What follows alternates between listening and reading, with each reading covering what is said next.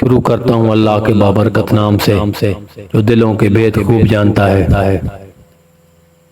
تمام سننے اور دیکھنے والوں کو محبت اور خلوص بھرا سلام۔ آپ دیکھ رہے ہیں بزم کہانی یوٹیوب چینل۔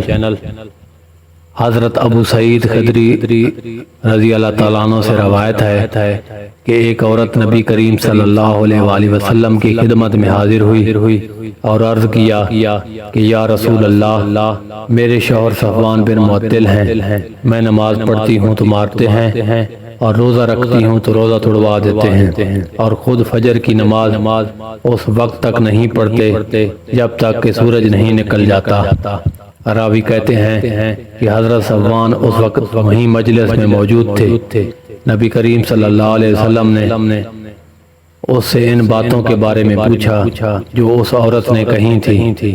حضرت صفوان نے وضاحت کی، یا رسول اللہ صلی اللہ علیہ وسلم، اس نے جو یہ کہا ہے کہ نماز پڑھنے پہ مارتا ہوں، تو بات یہ ہے کہ دو صورتیں نماز میں پڑھتی ہے اور میں اس کو منع کرتا ہوں۔ نبی کریم صلی اللہ علیہ وسلم نے فرمایا کہ ایک صورت ہو تو کافی ہے۔ صفوان نے کہا کہ اس نے جو یہ کہا ہے کہ میں اس کا روزہ توڑوا دیتا ہوں، تو یہ مسلسل روزے رکھتی جاتی ہے اور میں جوان آدمی ہوں، صبر نہیں کر سکتا۔ نبی کریم صلی اللہ علیہ وسلم نے فرمایا کہ عورت اپنے شوہر کی اجازت کے بغیر روزہ نہ رکھے۔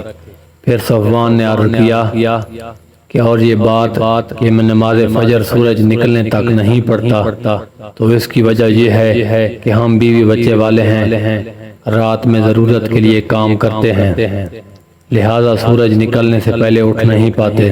نبی کریم صلی اللہ علیہ وآلہ وسلم نے فرمایا کہ جب بیدار ہوں تو نماز پڑھ لو۔